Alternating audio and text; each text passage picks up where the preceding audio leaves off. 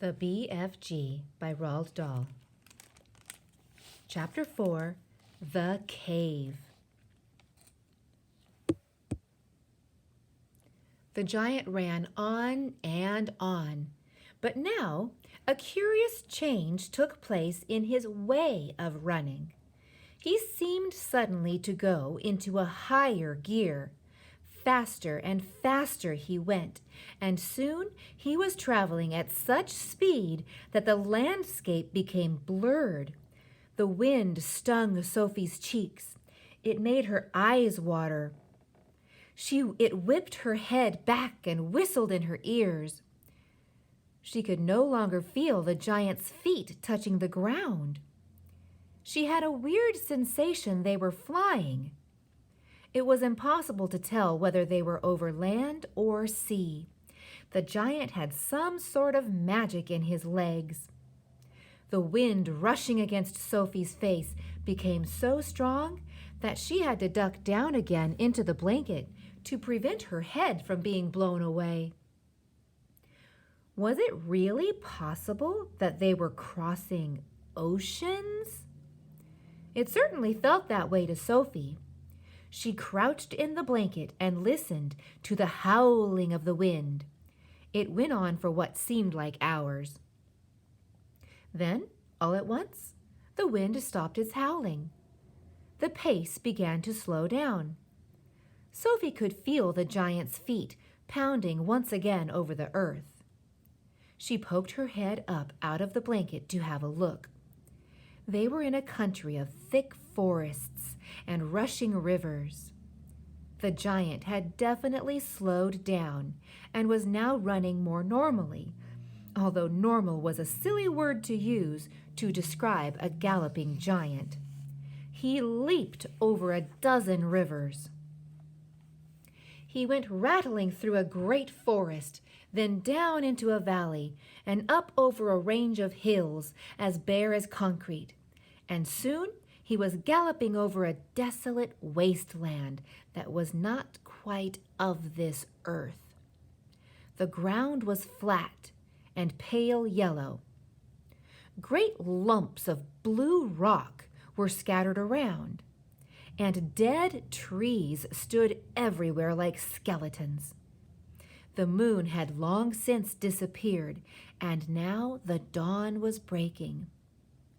Sophie, still peering out from the blanket, saw suddenly ahead of her a great craggy mountain. The mountain was dark blue, and all around it the sky was gushing and glistening with light. Bits of pale gold were flying among the delicate, frosty white flakes of cloud, and over to one side the rim of the morning sun was coming up, red as blood. Right beneath the mountain, the giant stopped. He was puffing mightily. His great chest was heaving in and out. He paused to catch his breath. Directly in front of them, lying against the side of the mountain, Sophie could see a massive round stone. It was as big as a house. The giant reached out and rolled the stone to one side as easily as if it had been a football. And now where the stone had been, there appeared a vast black hole. The hole was so large, the giant didn't even have to duck his head as he went in. He strode into the black hole, still carrying Sophie in one hand, the trumpet and the suitcase in the other. As soon as he was inside, he stopped and turned the great stone back into place so that the entrance to his secret cave was completely hidden from outside. Now that the entrance had been sealed up, there was not a glint of light inside the cave.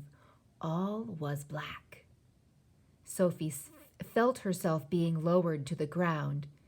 Then the giant let go the blanket completely. His footsteps moved away. Sophie sat there in the dark, shivering with fear. He was "He is getting ready to eat me," she told herself. "He will probably eat me raw, just as I am. Or perhaps he will boil me first. Or he will have me fried. He will drop me like a rasher of bacon into some gigantic frying pan sizzling with fat." A blaze of light suddenly lit up the whole place. Sophie blinked and stared. She saw an enormous cavern with a high rocky roof. The walls on either side were lined with shelves, and on the shelves there stood row upon row of glass jars. There were jars everywhere. They were piled up in the corners. They filled every nook and cranny of the cave.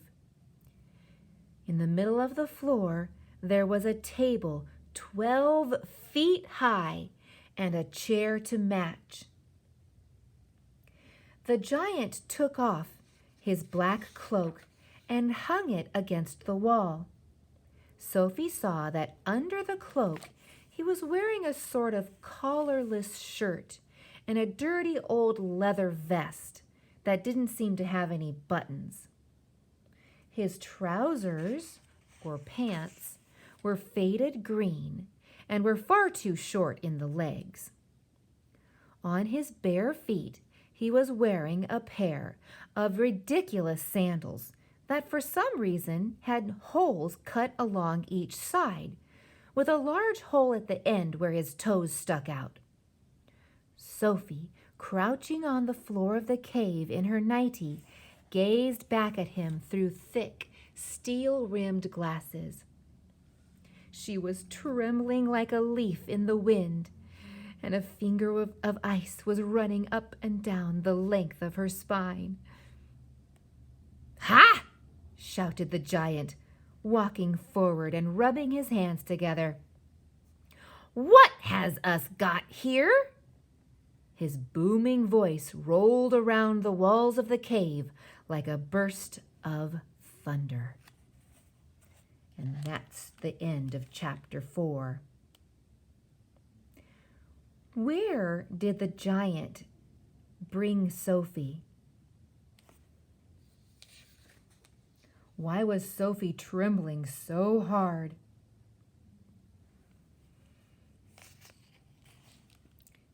Do you think the events in chapter 4 happened in real life? Is this fiction or nonfiction?